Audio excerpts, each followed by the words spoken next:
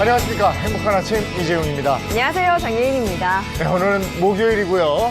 경제 얘기 그리고 우리 주변에 일어나는 일상의 얘기들을 쉽게 풀어서 여러분과 함께 나누겠습니다. 네, 그에 앞서 오늘 날씨부터 전해드리겠습니다. 오늘 서울에는요, 올겨울 첫눈이 내렸습니다. 오늘 중부 곳곳에는 눈이나 비가 내리는 곳이 있으니까요, 보행자 안전에 각별히 주의하셔야겠습니다. 또 건조함도 계속되겠는데요. 강원 영동과 경상 동해안에는 건조특보가 내려진 가운데 바람도 약간 강하게 불면서 작은 불씨도 크게 번질 수 있겠습니다. 화재 나지 않도록 조심하셔야겠습니다. 이어서 오늘 기온 살펴보시면 어제보다는 기온이 조금 오르면서 추위가 주춤하겠습니다. 자세한 기온 살펴보시면 아침 기온 영하 4도에서 영상 5도, 한낮 최고 기온은 5도에서 14도 예상됩니다. 네, 12월 10일 목요일 행복한 아침 지금 시작합니다.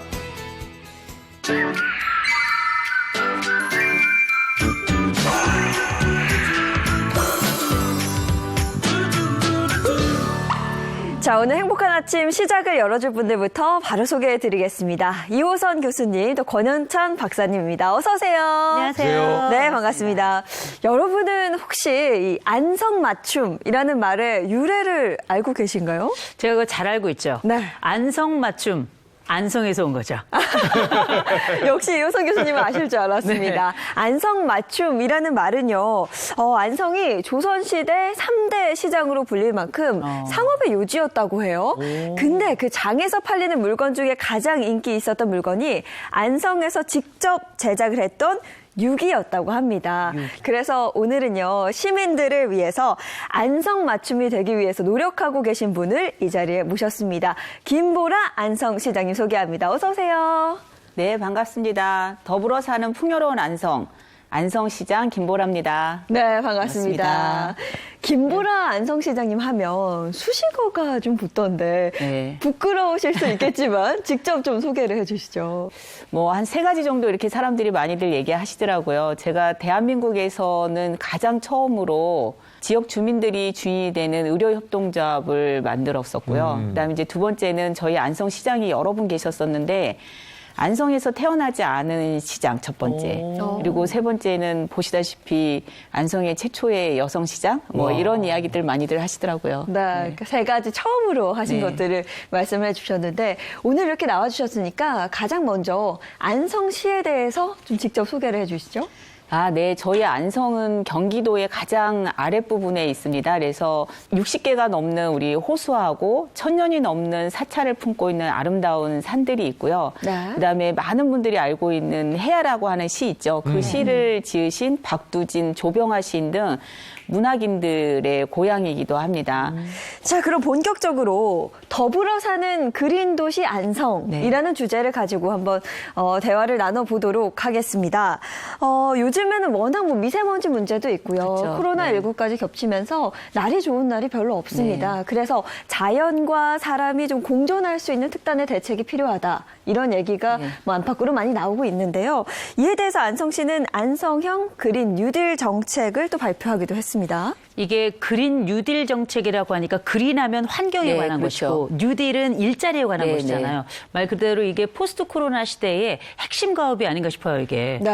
근데 엄지죠. 워낙 딱 들으면 어렵게 느끼시는 분들도 계실 것 같아서 좀 쉽게 설명을 부탁드려요. 그렇죠. 이게 이제 어쨌든 영어가 2개가 붙어 있잖아요. 저희 같은 경우에는 지금 2025년까지 5년 동안 이 탄소 배출량을 12% 감축하겠다. 이런 구체적인 수치로 목표를 가지고 85개 분야에서 어떠한 일을 할 건지를 이제 세세하게 다 정했습니다. 네. 근데 이게 안성시뿐만 아니라 우리나라가 아니라 이제 해외 미래형 도시도 사실은 이걸 원하는데 맞습니다. 문제는 이게 쉽지 않고 이 이상과 비전이 맞아야 되는 거잖아요. 네. 근데 또 이게 이상과 비전뿐만 아니라 이게 또 소요 예산도 필요하고 그렇죠. 또 인원 충당도 필요한데 네네. 거기에 대한 계획도 좀 있을 것 같아요. 한 7,100억 정도 이제 5년 동안 돈이 들어가는 거예요. 근데 이제 저희 안성 같은 도시에서 그 정도 돈은 사실은 큰 규모의 예산입니다. 그렇죠. 근데 저는 예산은 항상 부족하다. 근데 어디에 쓸 것인가 우선순위를 시민들과 함께 정하는 게 정치 시가 해야 될 일이라고 생각을 합니다. 그랬을 때 우리 안성은 환경과 사람이 함께 살아가는 그린 뉴딜 사업에 우선적으로 예산을 배정하겠다고 하는 게 중요하고요. 네, 그런데 듣기로는 이 그린 뉴딜 정책에 역행하는 뭐 네, 지역적인 네. 문제가 좀 있다 이런 얘기가 있던데요. 네, 저희가 이제 인근이 용인하고 인접해 있습니다, 안성이. 근데 용인에 이제 SK에서 반도체 산단을 이제 조성을 하는데 거기에서 나오는 오폐수가 안성에 있는 아까 말씀드린 이제 호수 중에 하나 아주 아름다운 우리 고삼 호수로 배출이 되는 문제가 지금 대두되고 있습니다. 그래서 저희는 이제 고삼 호수 주변이 자연환경도 수려할 뿐만 아니라 친환경 농업 단지예요. 그래서 저희한테는 이제 아주 심각한 이게 문제로 발생할 수 있고요. 또 먹거리의 안전을 위협할 수도 있죠. 그리고 두 번째는 저희 안성 시민 전체가 하루에 쓰는 오폐수량이 6만 톤이에요. 네. 근데 SK에서 나오는 게 하루에 36만 톤의 오폐수가 내려오는 거거든요. 그러면 올해 같은 경우에 8월에 엄청나게 비가 많이 와서 수해를 많이 입었었는데 갑자기 비가 오고 하루에 36만 톤의 물들이 계속 내려오면 고삼호수부터 평택항까지 이어지는 하천 주변에 수해에 대한 이제 안전 문제도 대두되는 겁니다. 그리고 또 이제 그 물이 한 20도 정도 되니까 1년 내내 20도의 물이 들어오면 우리나라에서 살고 있었던 수종이라든지 이런 생태식물도 살기 어려울 수 있고 그래서 그런 부분에 있어서 저희는 심각하게 생각하고 또 문제 제기를 하고 있습니다. 네. 그러면 이번에는 또 분위기를 살짝 바꿔서 다음 주제 이야기 나눠볼게요. 더불어 사는 복지 좋은 도시 안성이라는 주제입니다. 안성시의 최근 발전상이 가장 많이 느껴지는 곳이 아양택지지구라고 들었습니다. 제가 들은 또 하나의 정보가 있잖아요. 그 새로운 말씀하셨던 아양지구에 복지가 한층 업그레이드된 이런 도서관이 하나 들어왔다고 네, 제가 네. 들었습니다. 거기가 이제 신도시로 개발돼서 젊은 층들이 많이 사는 곳이에요. 그래서 아이들이나 그다음에 부모님들이 조금 더 편하게 올 수 있는 도서관을 만들었습니다. 그래서 저희 안성에서는 첫 번째로 장애물 없는 건축물로 만들어졌어요. 그래서 휠체어를 타시는 분들도 쉽게 와서 이용하실 수 있게끔 넓게 공간들이 구성돼 있고요. 또 이제 IoT 기술을 접목해서 책을 찾을 때 3D로 쫙 보여줘요. 책이 어디 있는지. 굉장하죠. 아이들이 와도 편하게 이제 책을 읽을 수 있고 책들도 우리나라 책뿐만 아니라 뭐 영어 책이라든지 이렇게 다양하게 이렇게 갖춰져 있습니다. 네. 그런데 이뿐만이 아닙니다. 안성시는요, 경기도에서 2020년 교통 분야 평가에서 우수 기관으로 선정이 됐을 만큼 교통 부분에도 많은 관심을 갖고 있는 걸로 알고 있는데요.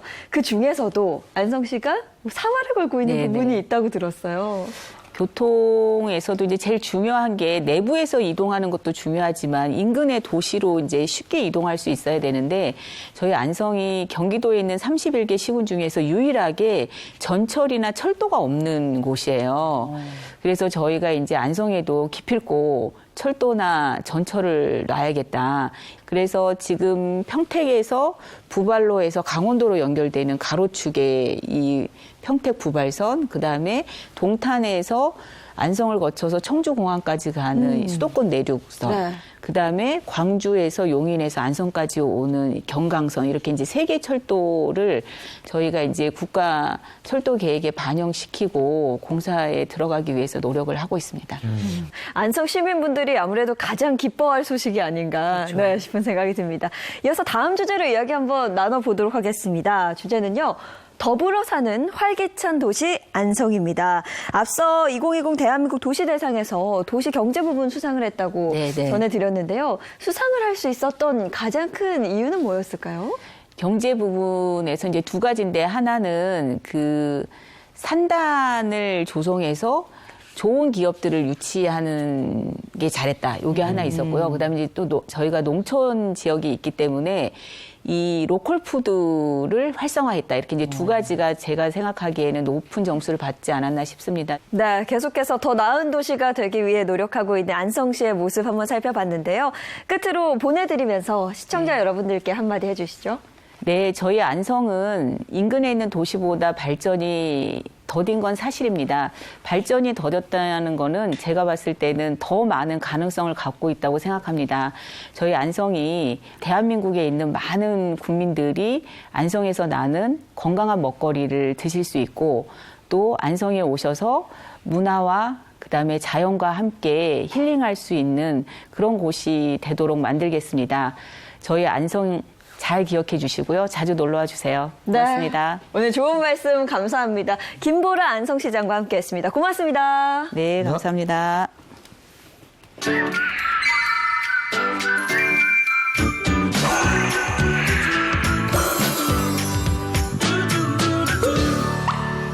네, 2020년 올 한 해는 정말 코로나19로 많은 국민들이 어려움을 겪고 있습니다. 근데 더더욱 어려운 사람들은 아무래도 우리 사회 취약계층이 아닌가 싶어요. 다들 어렵다 보니까 취약계층에 대한 지원 이런 부분에서 조금 더 소외되지 않았나 싶고요. 네. 하지만 그 속에서도 이 소외된 이웃들을 위해서 나눔의 손길을 나누고 있는 분들이 계시다고 합니다. 그분들의 빛나는 활약상을 영상으로 함께 하시죠.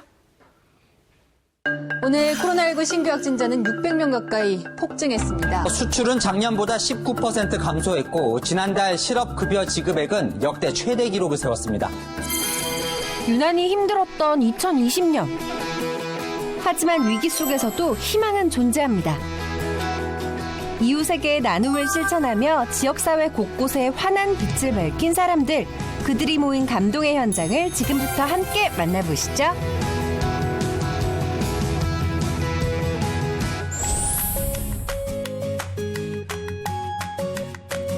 안녕하세요. 좋은 날입니다. 여러분은 평소에 얼마나 나눔을 실천하고 계신가요? 나눔이라는 게 작은 것에서부터 시작해도 된다는 걸 알고 있으면서도 막상 행동으로 옮기기가 굉장히 어려운데요.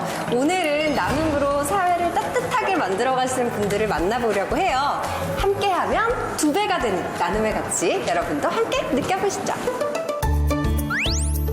서울의 한 행사장.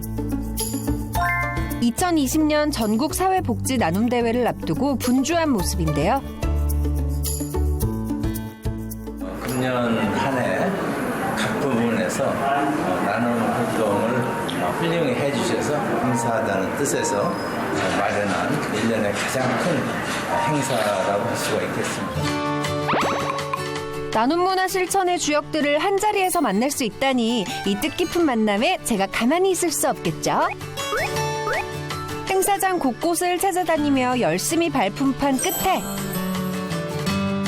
드디어 그분들을 만날 수 있었습니다. 여기 와서 보니까 진짜 이 행사의 취지만큼 정말 다양한 분야의 사람들이 다 오신 것 같아요. 보면 이제 도시공사도 있고요. 빵집에서도 와 계시고요. 이렇게 나눔을 실천하시는 분들이 많구나.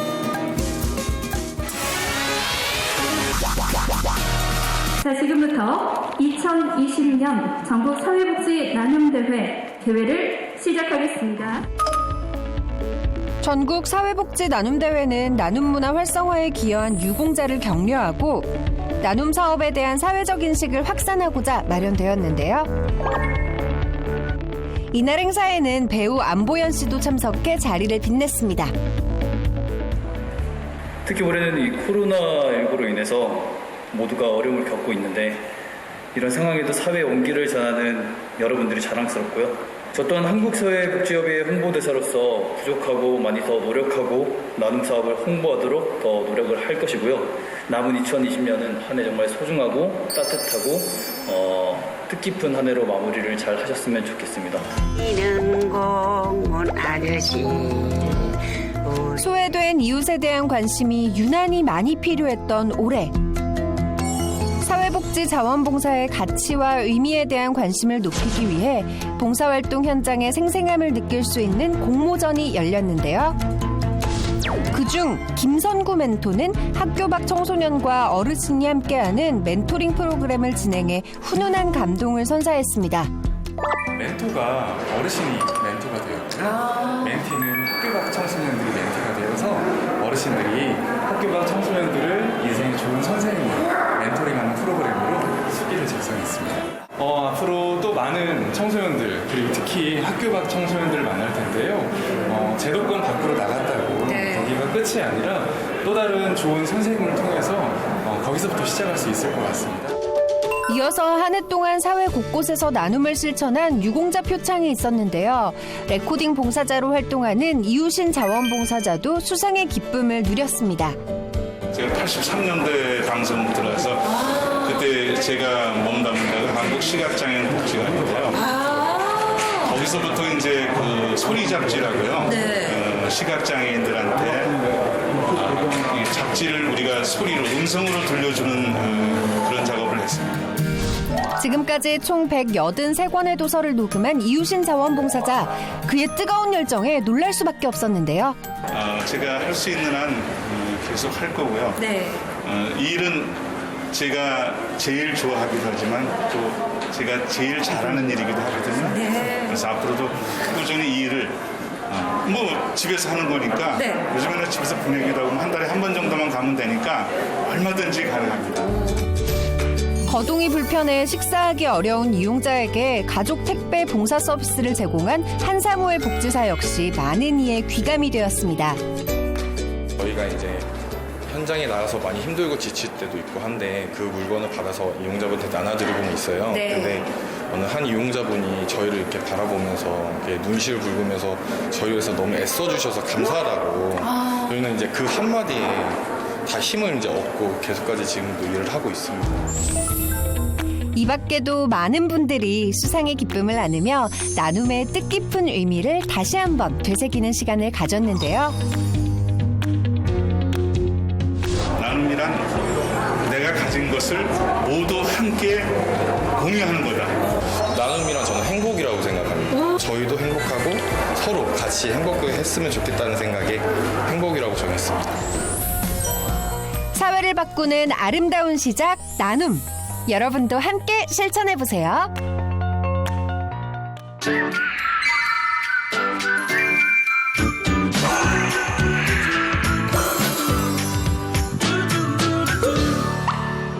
네, 세상 돌아가는 얘기를 몇 가지 이슈로 나눠서 본격적으로 나눠보겠습니다. 고현준 시사평론가, 정철진 경제평론가입니다. 어서 오세요. 네, 안녕하세요. 네, 반갑습니다. 그리고 계속해서 이호선 상담심리 전문가, 또 심리익명 엄빠 권영찬 씨도 함께합니다. 어서 오세요. 반갑습니다.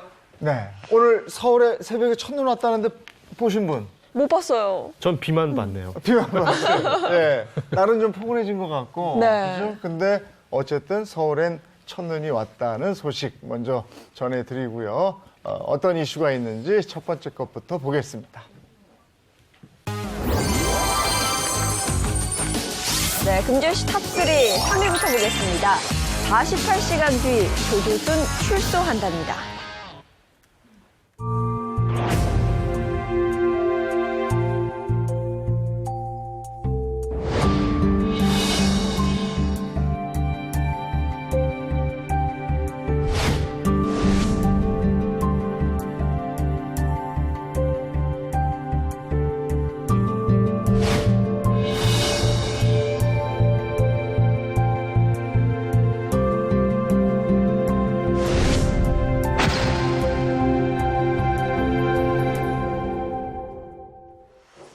아동 성폭행범 조두순 내일 모레 12일에 만기 출소하게 됩니다. 만기 출소하게 되면 그날 이른 아침에 나오게 되죠? 그렇죠. 이 만기 출소라는 건 날짜를 다 채웠다는 얘기고 날짜가 딱 바뀌는 자정부터 나올 수가 있는데 그 깊은 밤에 나와봤자 뭐 대중교통도 이용하기 힘들고 하니까 보통 한 새벽 5시에서 6시쯤 많이들 나오죠. 네. 근데 제가 한 프로그램에서 이 조두순의 감옥 동기들의 증언을 들었었는데요. 이런 얘기를 했다 그래요. 자신의 범행을 자랑하듯 이야기를 했다고 합니다. 조두순이 전과 18범입니다. 살인 전과도 있고요. 뭐 성폭행, 뭐 강간 등의 범죄도 저질렀고 삼천교육대 출신으로 또 알려져 있습니다. 이런 내용들을 그 교도소 내에서 뭐 과시하듯이 증명하듯이 막 거칠게 얘기했던 적이 있다고 하는 방송 프로그램이 있었죠. 자랑 삼아 자신의 범죄 행위에 대해서 얘기를 했다. 이 부분에서는 이 사람이 과연 교화가 됐다고 볼 수 있을까 이런 생각을 하게 되는 것이고 또 하나는 재범 우려 검사라는 걸 했는데 여기서 굉장히 위험한 수위가 나왔다 이런 얘기가 있습니다. 네. 실제 감옥에 수감돼 있을 동안에 법무부에서 성격 검사를 실시한 적이 있었는데 거기에서도 기본적으로 분노 통제가 잘 되지 않는다. 또 극단적 분노 표출 가능성이 대단히 높다. 이런 검사 결과가 나온 바가 있었고요. 거기다가 우리가 흔히 재범 위험성에 대한 평가를 하게 되는데 그 기준 점수가 이제 13점인데 그 기준점보다도 훨씬 더 높은 점수가 나왔다. 이렇게 지금 알려져 있는데 그 얘기는 그만큼 말씀하셨던 재활, 우리가 흔히 말하는 교화 과정에 있어서 어떤 좋은 결과를 낸 건 아니다라고 볼 수 있고요. 이런 부분들이 출소를 앞두고 있는 조두순을 바라보는 이 사회적 시선을 볼 때는 대단히 위험도도 높아지고 특별히 이사간 지역에 또 아이들이 많은 지역으로 간다고 하니까 부모들의 염려가 커질 수밖에 없죠. 네, 정말 시민들의 불안감이 갈수록 커지고 있습니다. 네. 게다가 이 조두순이 전자파에도 성욕을 느낀다고 모 언론에서 이야기가 계속 나왔습니다. 이 법무부에서는 어제 아니라는 발표가 있었는데요. 근데 이 이야기를 듣고 시민들이 많이 놀랐다고 합니다. 특히 맘카페에서는 화학적 거세를 해야 되는 것 아니냐, 영원히 격리해야 되는 거 아니냐는 의견까지 나왔는데요. 청와대 국민청원에도 지속적으로 그의 출소를 반대하는 길인데 저희도 뭐 사실은 10살, 7살 아이를 키우다 보니까 제 아내가 오빠 어떻게 이런 분이 나오는 거야? 이런 사람은 영원히 격리해야 되는 거 아니야? 이런 반응들이 되게 많습니다. 근데 또 최근에 유튜브 보니까요. 거기서 이거 조두순이 나오면 가만두지 않겠다. 내가 가서 응징하겠다. 이렇게 사적 응징을 예고하는 이런 화면들이 있더라고요. 그러니까 뭐 출소하기만 해봐라. 내가 가서 응징하겠다, 복수하겠다, 뭐 보복하겠다 이런 얘기들 하는데 실제로 우리 아파트에 조두순이 산다고라는 제목의 이 8분짜리 영상을 올린 유튜버가 있었는데요. 이 영상 안에서 뭐 나오기만 한다면 교도소 앞에 대기하고 있다가 내가 몇 대라도 때리고 가겠다. 뭐 이런 이 게임 시뮬레이션까지 했다고 합니다. 게다가 이게 이 조두순 가족이 확인되지 않은 안산시내 주소를 게시하면서 보복을 부추기는 글도 계속 올라오고 있습니다. 이게 한두 명이 아니라 여러 명 같이 조두순 만나러 가야지 사람들을 모으는 글도 많이 보입니다. 지금 화면에 뭐 아까 보신 것처럼 내용을 보면요. 같이 가서 돌을 하나씩 던지자 이런 내용도 보이는데 좀 과격하고요. 이분들은 조두순을 응징한 뒤 감방에 가겠다며 내가 무엇도 아니었지만 우리 동네로 오는 그 악마 같은 놈에게는 내가 악마가 되겠다 이야기하고 있습니다. 이런 글에 응원의 댓글을 보낸 사람들인데요. 이게 사실은 감정을 부추기는 거고 또 이슈를 받기 위한 것도 좀 주의를 해야 될 것 같습니다. 네, 맞습니다. 이 사적 응징, 사적 보복 심리라고도 하는데요. 많은 분들이 좀 이런 걸 느끼고 있나 봐요. 우리가 사적 보복에 대한 이야기가 나오는 이야기는 첫 번째는 공적 처벌이 충분하지 않다라고 판단을 하는 거라고 보고요. 두 번째는 이 조두순이 했던 이 범죄 자체가 워낙에 반인륜적이고 워낙에 극악했기 때문에 우리가 아버지로서의 심정뿐만 아니라 기본적으로 인류가 가지고 있는 그 보호 그리고 안전에 대한 그 위기감을 촉발한 게 이 조두순의 범죄거든요.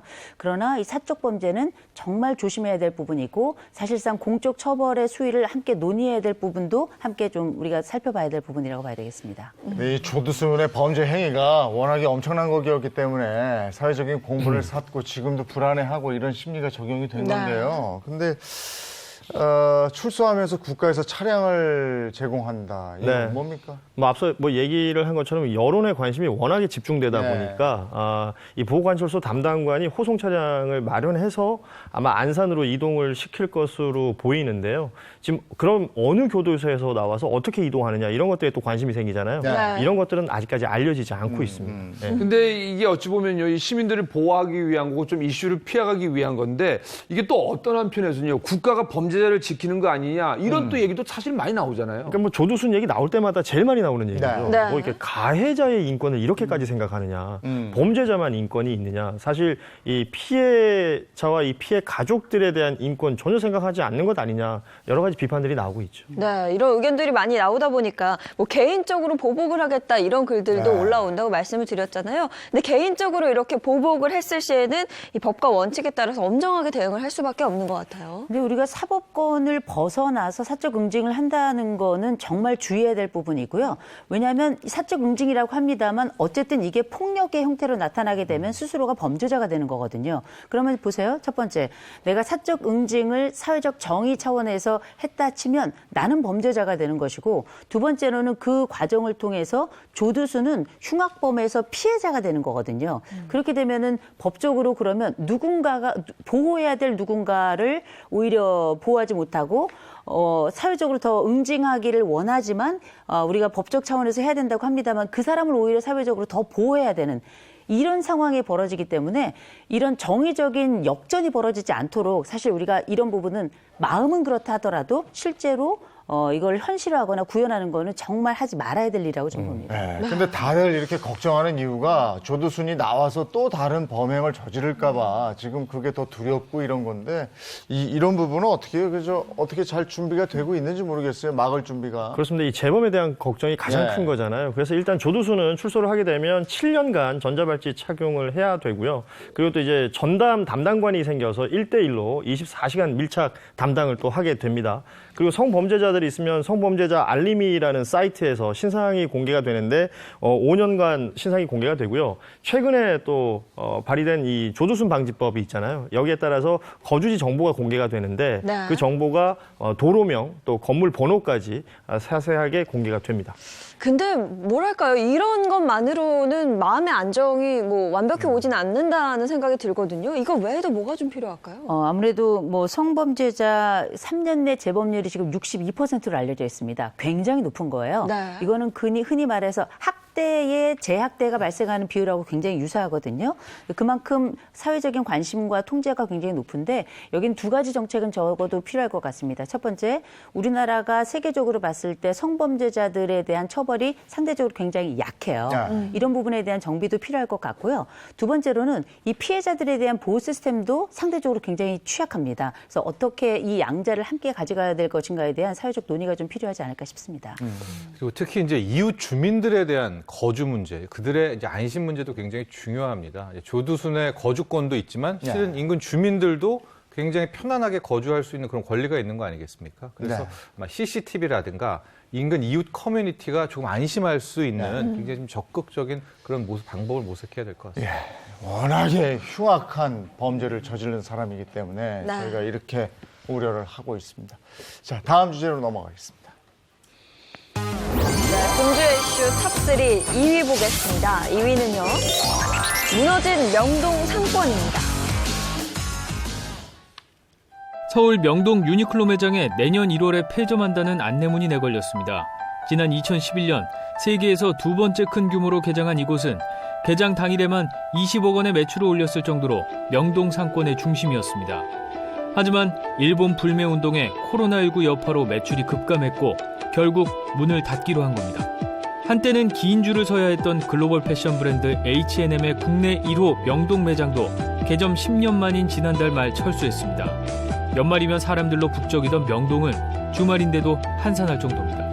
연말 분위기가 작년 같은 경우에 많이 났는데 지금은 조금 느끼기 힘들 정도로 거의 없다고 생각하고요.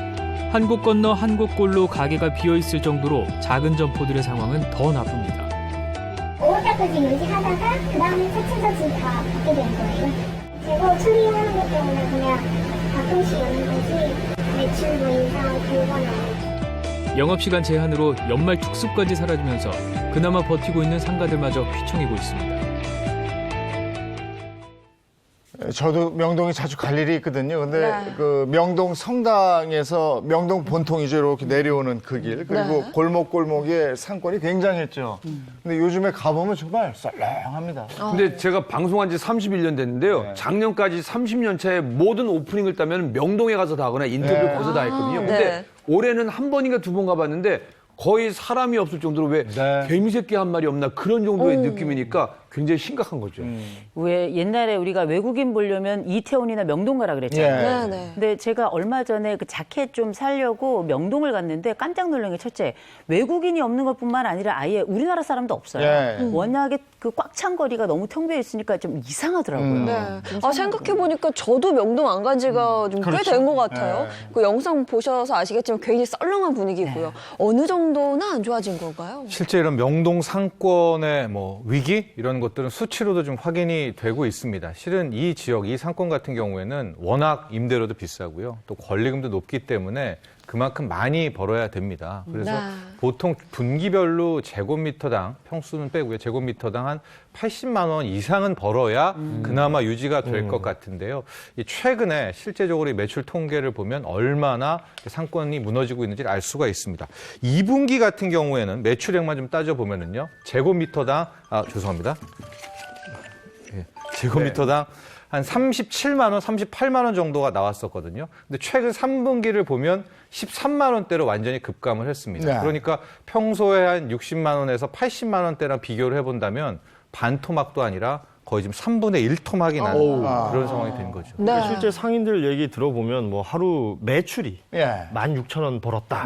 뭐 이런 얘기 아니면 진짜 월세 낼 돈도 못 벌고 있다. 이런 얘기들 뭐 굉장히 많이 들을 수가 있죠. 아니 명동은 오랫동안 대표 상권 아니었습니까? 그렇죠. 일단 조선시대로 거슬러 올라가면 근데 그때는 사대문 아니었으니까 주택가였잖아요. 근데 그러다가 일제시대, 일제강점기로 오게 되면 충무로가 먼저 상권으로 굉장히 뜨게 되는 그런 역사를 갖고 있습니다. 이제 그리고 60년대, 70년대, 80년대는 국내 젊은이들이 이제 몰리는 그런 이제 메카가 됐고요. 저기 이제 충무로니까 약간 벌어져 있는데 이제 명동으로 뻗어 나온 겁니다. 그리고 80년대, 90년대에 들어가면서부터는 이제 관광 명소가 되죠. 그리고 대거 일본 관광객들이 오면서 금융, 패션, 관광의 중심지가 됐고요. 그러다가 그 바통을 2000년에는 유커가 중국 관광객이 받게 되면서 완전 명동 땅값, 뭐 임대료 매출액이 완전히 폭등을 하게 되는 거기까지 오게 됐는데 자, 이제 코로나19 여파로 완전히 지금의 모습은 딴판 그런 상황이 됐습니다. 아니 연말이고 특히 제가 기억하는 건 뭐 크리스마스 이브 이럴 때 명동 가보면 정말 막 사람들이 바글바글 했거든요. 옛날에도 명동 나이트가 좀 유명했거든요. 그래서 아마 거기서 뵀던 분들 지금 만나고 싶은데. 네, 뭐 생각해보면 옛날에 그전에 저희 외국인 친구들이 한국에 놀러 와가지고 같이 만나면 명동 가고 싶다 그랬어요. 맞아요. 항상 거기가 메카였고 가장 상징적인 그 중심가였었는데 지금은 뭐 습하고 너무 상반되니까 좀 안타깝기까지 하더라고요.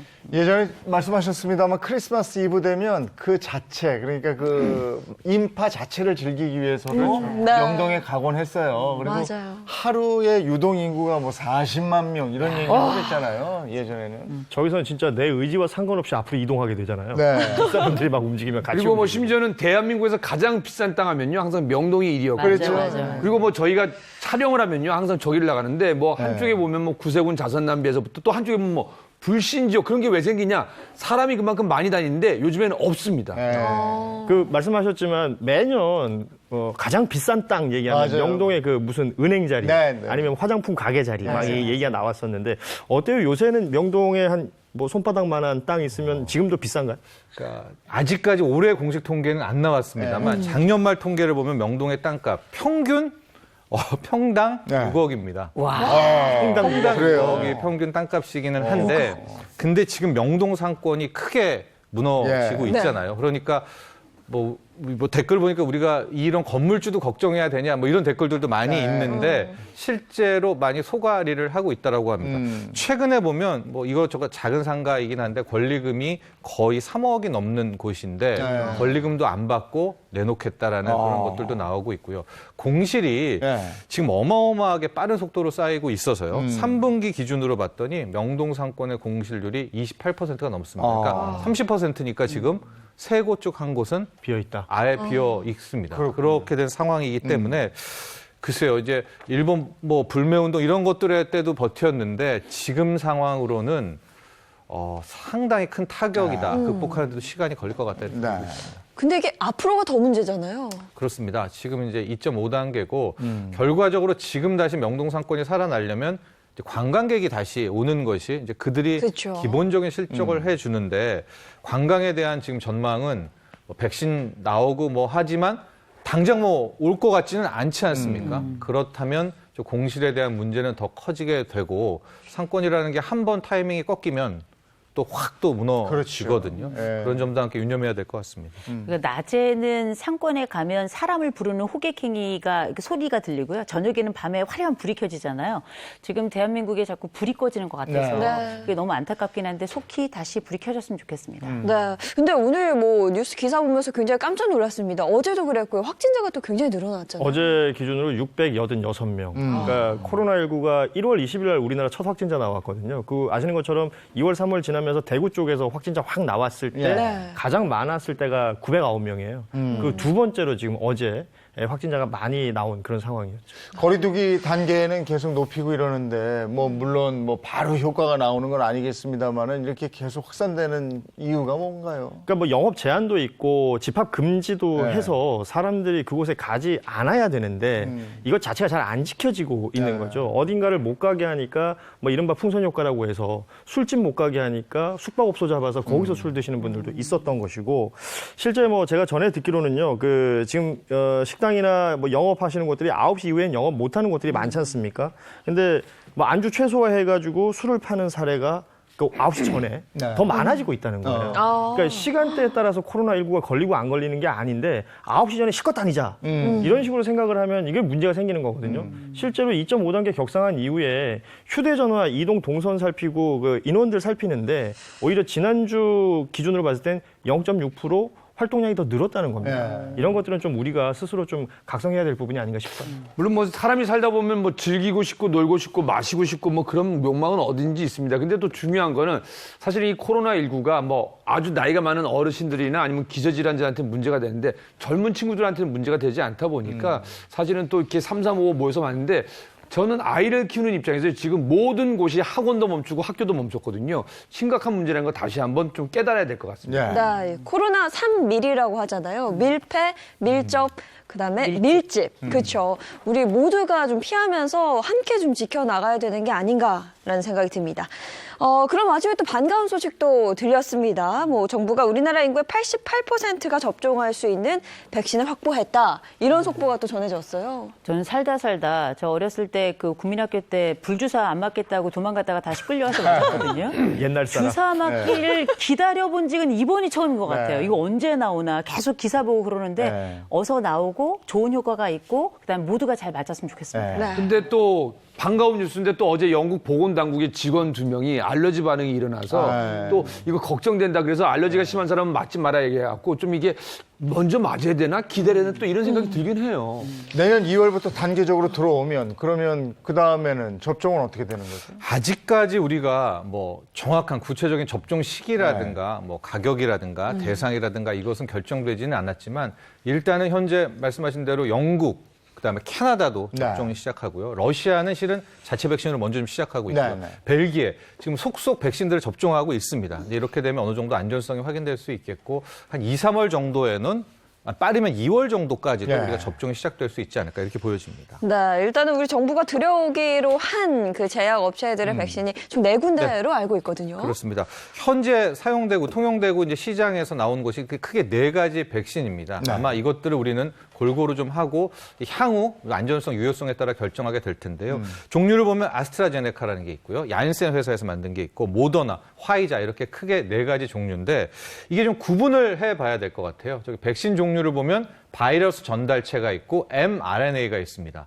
저게 뭐야 하시겠지만 저걸 이제 알아야 됩니다. 네. 예, 바이러스 전달체는 우리가 알고 있는 백신 방식이에요. 네. 약간 몸에 무해한 바이러스를 투입해서 면역력 항체를 만드는 네. 방식이고요. mRNA는 저게 리보핵산 투입 방식인데 백신으로는 굉장히 특이한 방식인 네. 거죠. 이번에 나왔던. 그래서 뭐 유전 정보가 담긴 RNA를 우리에게 투입해서 이제 항체를 만들게 되는 그런 방식이 이제 화이자하고 모더나 방식이다. 이렇게 보면 되겠고 접종 횟수도 굉장히 중요합니다. 얀센은 한 번이지만 네. 나머지는 뭐 2회 정도 혹은 그 이상을 우리가 생각해야 되겠다. 이렇게 보면 될 것 같고요.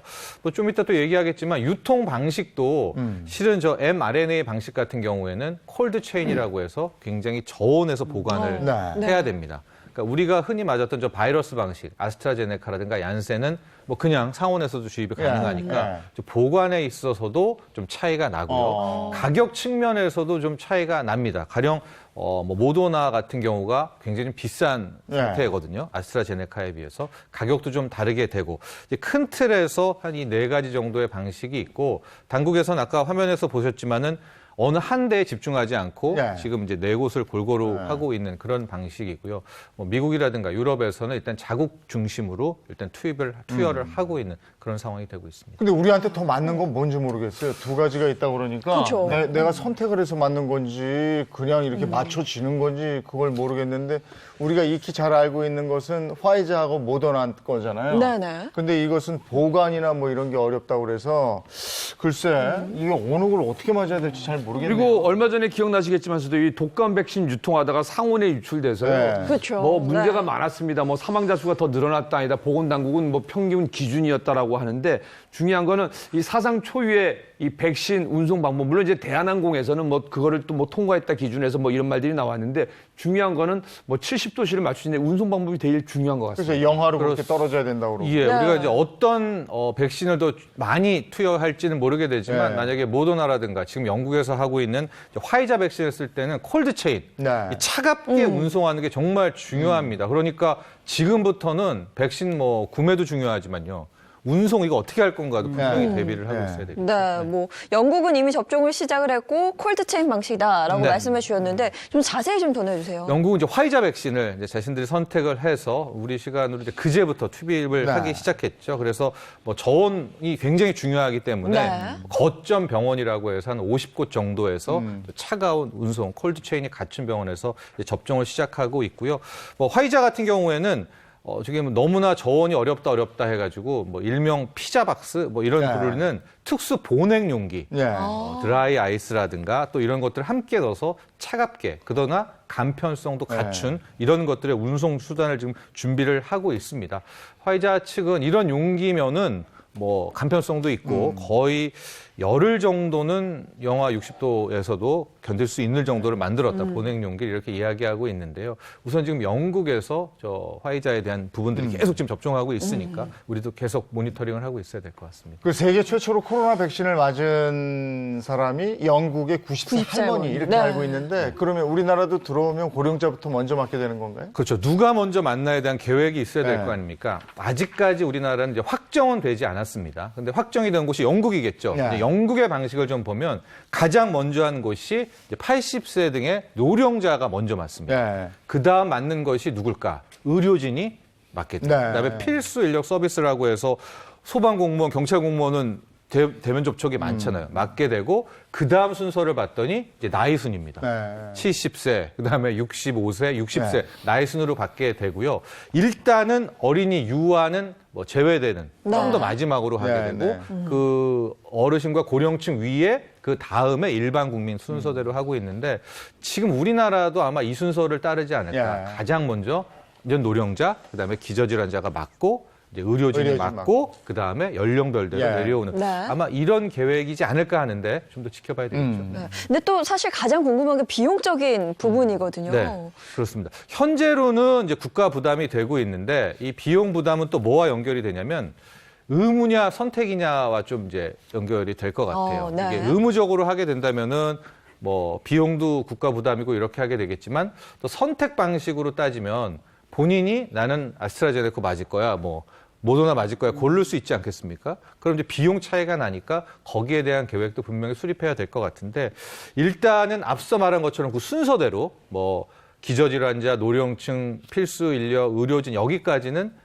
일단 뭐 네. 국가 부담이 되지 않을까 이렇게 보고 있습니다. 근데 이게 무엇보다 중요한 건 사실 안정성이거든요. 네. 이게 안정성이 담보가 돼야 되는 거잖아요. 그럼요. 네. 근데 영국 백신 아까 뭐 알레르기 얘기 나왔다고 그러는데 이건 뭐 어떻게 된 건지 모르겠어요. 제가 뭐 의학 전문가는 아니지만 그래서 저도 많이 찾아봤는데 그 알레르기 반응은 일단 백신 정도에서 나올 수 있는 이제 부작용이다. 이렇게 의료진은 파악하고 있고 영국 의료 당국에서도 일단은 집중적으로 보고는 있지만 그게 뭐 백신 접종을 아예 멈출 정도의 치명적인 부작용은 아니다라는 입장인데 이제 하루 지났잖아요. 네. 그렇기 때문에 계속 접종 맞는 분들도 늘어나겠고 영국 사람 중에서 또 거기에 대해서 부작용이라든가 혹시 효과성도 함께 증명되지 않을까 봅니다. 네, 그 안정성에 대한 얘기는 뭐 계속해서 나오고 있는 부분인데요. 혹시나 부작용이 생기면 뭐 누가 책임을 지게 되는 거예요? 그렇죠. 이게 이제 굉장히 중요한 문제이기도 하고 또 논란도 되고 있습니다. 지금 코로나19에 대한 백신은 우리가 알고 있는 백신이 만들어지고 통용되는 기간을 거의 한 5분의 1 이상을 당긴 겁니다. 웬만한 백신은 뭐 검증 과정에서 최소 5년 이상이고요. 10년 동안 한 다음에 하고 있는 건데 지금 거의 1, 2년 만이잖아요. 게다가 3상 실험도 제대로 끝나진 않은 상황입니다. 그래도 속도와 이게 급하니까 투여를 하게 되는 건데 이렇게 되니까 이 다국적 제약사들, 특히 백신을 만든 곳이 각국 정부에다가 부작용 면책 특권을 달라 이렇게 요구를 하고 있습니다. 이게 뭐냐면 이제 맞잖아요. 거기에 부작용이 나오게 된다면 거기에 대해서 이 해당 제약사에게 책임을 묻지 않는 면책 특권을 달라. 그래서 일단 영국 같은 경우에 받아들여서 이제 투입을 하는 것이고요. 우리 정부도 지금 아직 뚜렷하게 받아들였다 면책 특권을 아니다는 아니지만 결과적으로 이 제약사들이 워낙에 주장하고 있는 부작용 명책 특권은 아마 인정할 수밖에 없지 않느냐. 또 이런 상황에 좀 처해 있습니다. 지금 백신이 나왔다는 거고 우리는 지금 맞은 사람도 없고 그 효과가 검증이 된 것도 아니고 하니까 역시 계속해서 불안감이 좀 있긴 합니다만은 언젠가는 확실한 백신이 나와서 모두 다 접종을 해서 코로나를 떨칠 수 있는 그런 날이 오겠지요. 예, 그런 날을 기다리겠습니다. 자, 다음 이슈로 가겠습니다. 금주의 탑3 이번엔 1위입니다. 1위는요. 시장 따라 바뀌는 광화문 광장입니다. 공사 소식에 교통 불편부터 걱정하는 시민들 목소리가 큽니다. 저는 광장 넓히는 거 반대합니다. 요즘 이렇게 공사 이미 시작했잖아요. 네. 좀 더 막힌다고 느끼세요, 이쪽? 당연히 더 정체가 심하죠. 저는 납득을 못 하겠어요. 3차로 줄여보면 엄청 줄어드는데. 사람이 모이는 광장 본연의 역할을 제대로 하게 될 거라는 기대감도 있습니다. 공원이 되면 아무래도 장사하는 데는 소상공인들한테는 좀 환영이지 않을까. 네. 많은 사람들이 오고 공부하고 또 외국인이나 다 올 수도 있는 공간이고. 현재는 크게 막히지 않으니까 일단 하는 것도 괜찮다고 사실 보거든요. 서울시는 이미 박원순 시장 때 결정된 일이라는 입장입니다. 박원순 시장이 5월에 재검토를 하시겠다고 했었는데 시장님께서 이제 의견을 듣기 위해서 한 발언을 좀 크게 해석해서 들으신 게 아닌가 생각이 들어요. 선거가 얼마 남지 않았는데 큰 일을 해야 되냐라는 의견도 있으시잖아요. 의회에서도 예산도 준 부분인 거고 거꾸로 저희가 정해진 부분을 선거를 의식해서 시기를 늦춘다를 치게 되면 오히려 그게 더 정치적이 될 수 있다. 서울시는 광화문 광장으로 이어지는 세종로 일대 도로 재편 공사도 진행 중입니다. 광장을 함께 둘러본 도시교통 전문가는 광장뿐 아니라 중심 대로와의 조화도 고려해 볼 필요가 있다고 조언합니다. 세종대로의 어떤 장소성, 역사성을 절대 간과하면 안 됩니다. 원래 조선시대 때도 이게 육조거리지 광장은 아니었잖아요. 이렇게 이제 3차로 줄이면은 이건 일반 우리 차로 같은 거거든요.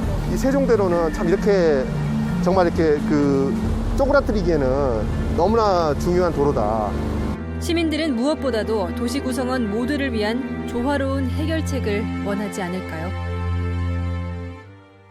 자, 앞서 화면에서도 나왔습니다만 서울시가 지금 서울시장 대행체제입니다. 근데 이 대행체제에서 저렇게 큰 공사를 굳이 지금 해야 되는가 이런 얘기들도 있는 것이고 또 하나는 내년에 있는 선거죠. 선거가 있어서 새로운 시장이 올 텐데 이렇게 지금 해야 되는가 이런 얘기들도 있고 그렇습니다. 먼저 광화문 광장 어떻게 바뀐다는 겁니까? 지금 이제 광화문 광장을 생각해 보시면 가운데 광장이 있고 세종문화회관 측이 있고 또 미 대사관 측이 있죠. 양쪽으로는 도로가 있는데 세종문화회관 쪽에 있는 도로를 없애서 전체적으로 광장을 만든다는 거죠. 여기를 이제 뭐 나무도 심고 해서 도심 속 공원 같은 광장을 만든다라는 것인데 지금 광장 중심으로 동서로 나누어져 있는 도로를 미 대사관 쪽으로 다 몰아놓는다는 거예요. 지금 양측으로 따지면 이제 10개 차선이 되는 건데 한쪽으로 몰아지면서 7개 차선이 되는 거죠. 그러니까 지금은 5차선이죠. 지금 대사관 쪽이. 근데 여기가 이제 늘어나서 7개 차선이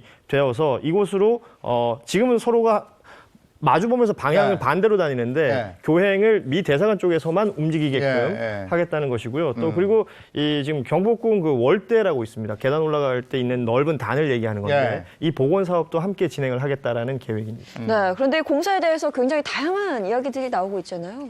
저 이제 원래 이 광장이라는 게 폴리스 그 도시에서는 뭐 첫 번째로 응집력을 높일 수 있고 두 번째로는 어떤 민주성의 상징으로 그 보통 광장이 사용이 되는데 지금 같은 경우에는 한쪽으로 이제 몰다 보니까 미관의 문제가 하나 좀 생겨나고 그다음에 두 번째로는 아무래도 도로가 좁아지는 거잖아. 이쪽이 네. 없어지니까 교통체증은 어쩔 수가 없이 생겨날 것 같은데 제가 아는 분이 풍수하는 분이 그러면 안 된다고 그래요.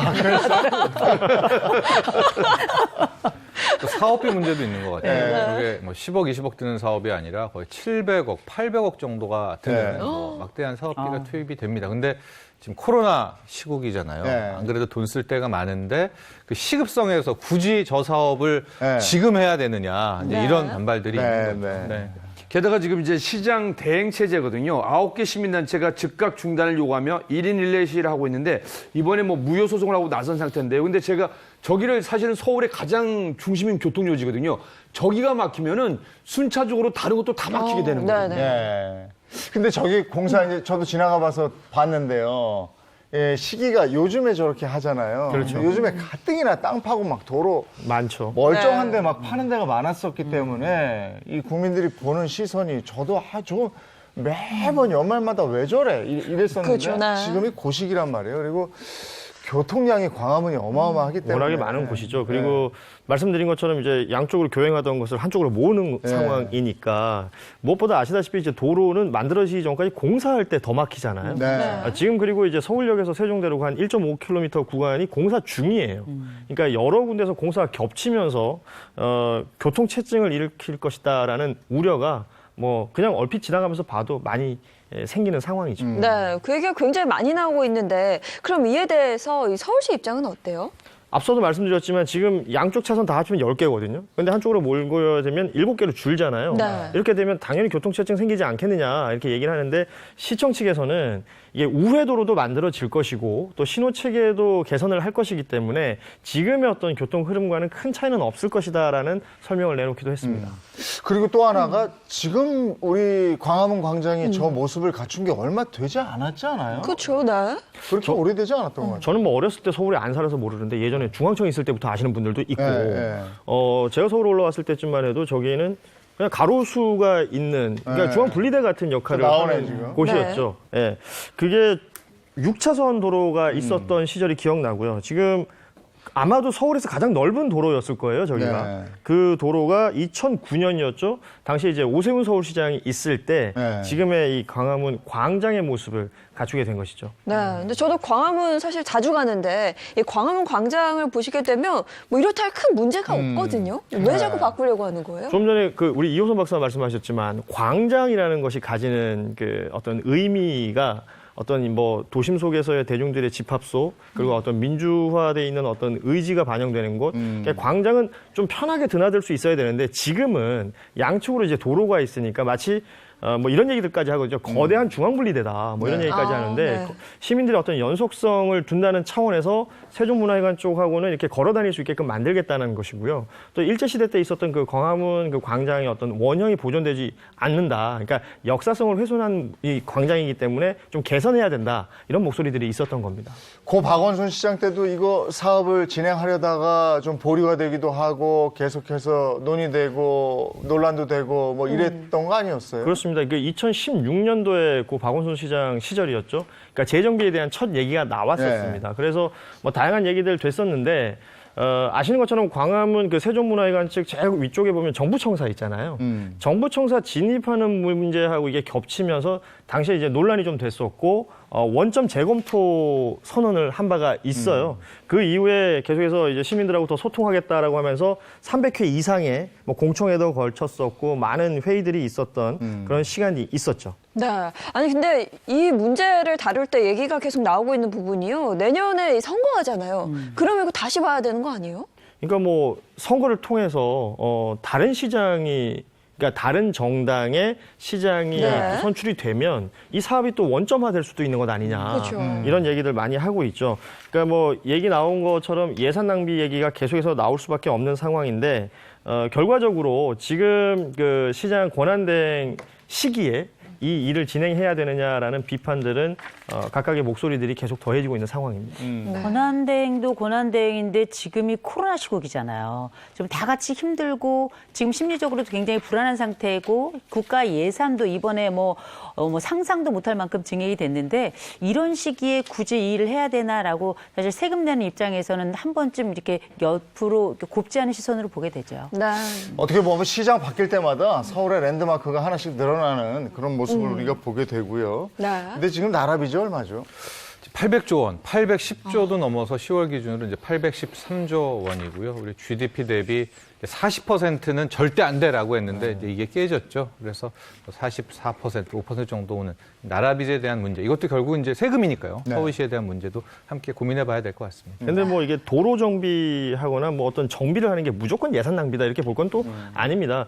연말 되면 워낙에 우리가 많이 버오는 거잖아요. 보도블록 또 갈아치우고 네. 그래서 이제 예산 낭비다라고 하는데 일정 부분 도시 계획에 따라서 진행되는 부분들도 있기 때문에 뭐 또 지나친 편견을 가지고 보는 것은 또 약간은 좀 우리가 좀 생각을 해봐야 될 것 같아요. 근데 저희는 그렇게 보여서. 그렇죠. 보이는 건 어떻게? 네, 알겠습니다. 고맙습니다. 네, 고맙습니다. 네. 네, 이번에 닥터가 간다 시간인데요. 지난 시간에 이어서 농기계 수리업을 하는 차주택 씨의 사연 이어가겠습니다. 네, 차주택 씨요. 가족들은 물론이고요. 이번 닥터가 간다는 의료진들까지 걱정이 굉장히 많았다고 하는데요. 수술 잘 마치고 회복 중에 있다고 합니다. 그 모습 영상으로 함께 하시죠.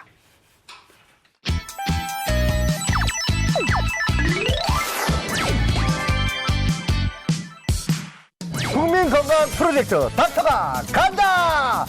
안녕하세요. 네, 우리 아버님 조남이 그러면 차 큰딸의 신청으로 출연하게 된 주인공 차주택 씨. 6남매의 아버지로 자택에서 농기계 수리 일을 하며 생계를 꾸리고 있는데요. 고령의 힘든 일까지 계속하며 날로 허리 통증이 심해지고 있는 상황. 과연 현재의 상태는 어떨까요? 아마 척추관 협착증이라고 하는 병일 가능성이 많습니다. 네네. 척추관 협착증은 퇴행성 질환으로 50대 이상 노인들에게 많이 발병하는데요. 무심코 방치했다가는 평생 앉아서만 지낼 수도 있는 무서운 병입니다. 척추가 앞으로 빠졌다 그래서 척추 전방 전이증이라고 합니다. 신경이 지나가는 길이 좁아졌다 그래서 그걸 협착증이라고 해요. 아버님 같은 경우에는 금속 내보정술과 감압술을 같이 하셔야 될 것 같습니다. 척추관 협착증이 심각한 차주택 씨의 경우 금속 내고정술과 신경 감압술을 함께 받게 됐는데요. 큰 수술을 끝내고 과연 회복에는 차질이 없을지.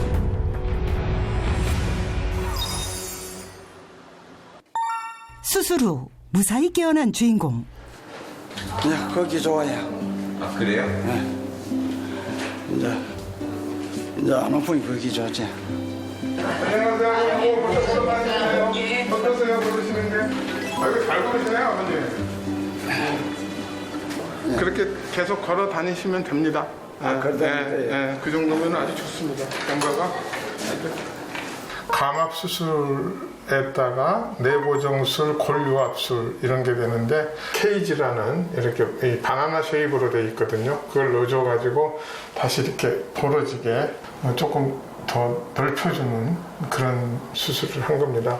수술 후에 환자는 잘 움직이시는 거 봐서는 지금 뭐 걱정할 건 없을 것 같고요. 우리는 척추 수술했으니까 꼼짝 말고 누워있어 내지는 안 움직이는 게 좋다고 생각하는데 그건 절대 그렇지 않습니다. 그래서 빨리 걷는 거 이런 것들이 오히려 온몸의 혈액순환을 도와주고 우리 소위 말하는 메타볼리즘이라는 것을 증가시키고 이러기 때문에 잘 드시고 잘 움직이시는 게 굉장히 중요합니다. 수술 후 걸음걸이부터 빠르고 가벼워진 차주택 씨. 이제 본격적인 재활치료가 시작됐는데요. 수술 후 빠른 회복을 위해서는 재활치료가 무엇보다 중요합니다. 동작 하나하나 집중하며 열심히 따라하는 주인공. 재활치료는 수술 후 약해진 허리와 주변 근육들을 강화시키는 데 중점을 뒀는데요. 재활치료를 제대로 하지 않으면 허리 통증이 재발하는 경우도 많다고 하는데 주인공 차주택 씨는 좋은 수술 결과와 체계적인 재활치료까지 이대로라면 조기 퇴원도 가능할 것 같습니다. 지금 상태에서는 허리를 구부리거나 뭐 이렇게 회전을 하거나 할 수가 없기 때문에 허리 안정화 운동을 하면 좋은데 그 안정화 운동이란 게 그 대부분 알고 있는 코어 근육 있잖아요. 그 코어 근육을 사용하면서 배에 힘을 좀 주고 엉덩이에 힘을 주면서 걷는 거 연습을 많이 하시면은 그 도움이 될 것 같습니다. 허리 안정화에 도움이 되는 운동, 시청자 여러분들도 따라해보세요. 첫 번째, 다리 들기. 허리 안정화에 도움이 되는 운동 두 번째, 누워서 발 뒤로 뻗기.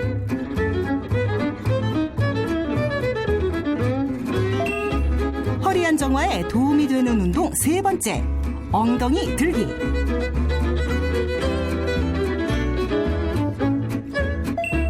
허리 안정화에 도움이 되는 운동 네 번째, 복부에 힘을 주고 걷기.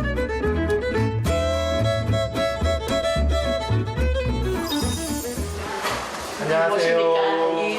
안녕하세요. 네네. 큰 수술이었지만은 그 회복을 잘 해주셔가지고 감사합니다.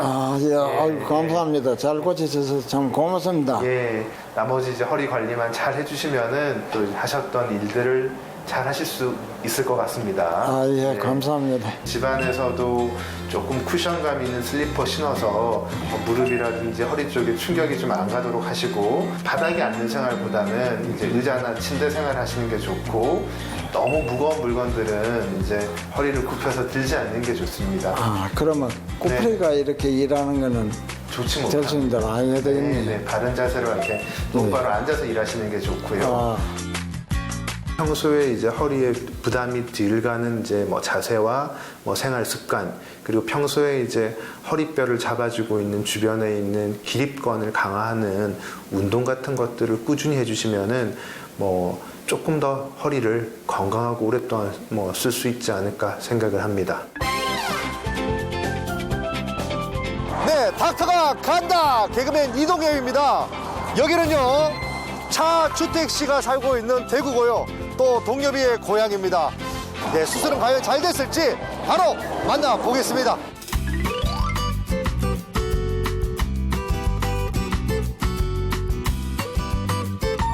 주인공 차주택 씨가 자주 찾던 공원. 정말 오랜만에 가족과 함께 나왔는데요. 이런 나오면 너무 좋다. 이제 보니까 다리 저리고 이런 것도 하나도 없나 봐요, 이제. 그렇죠. 이거 수술하기 전에 다리가 저리고 땡기고 막 또 엉덩이가 아프고 이러는데. 예. 이제 그런 게 뭐 사가 없어져 버렸다. 옆에서 아버님 다 지켜보셨는데 어떠셨어요? 예. 지금 많이 아파서 하다가 수술하고 나서 아프다는 소리도 안 하고 너무 이제 기분이 좋아지니까 너무 옆에서 봐도 행복합니다. 그래요? 그래, 옆에서 다 맞다. 아버지, 어머니한테도 그 고마움 한마디 해야지. 왜 안 했어요? 해야죠.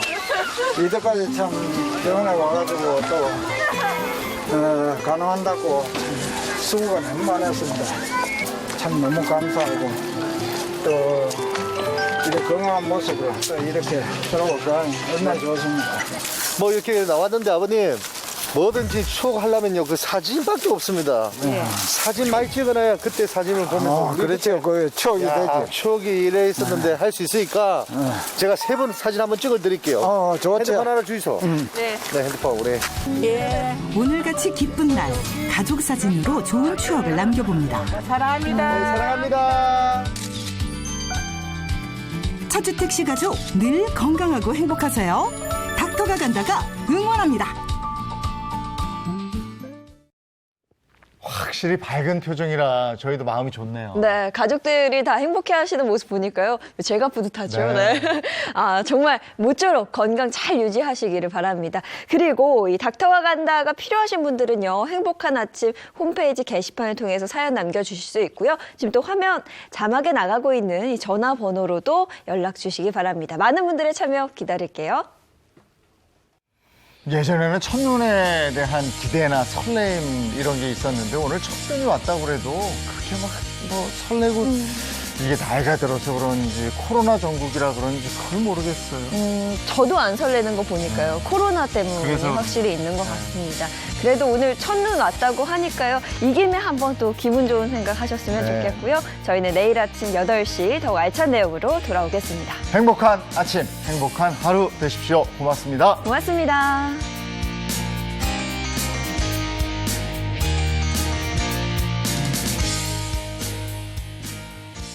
채널 A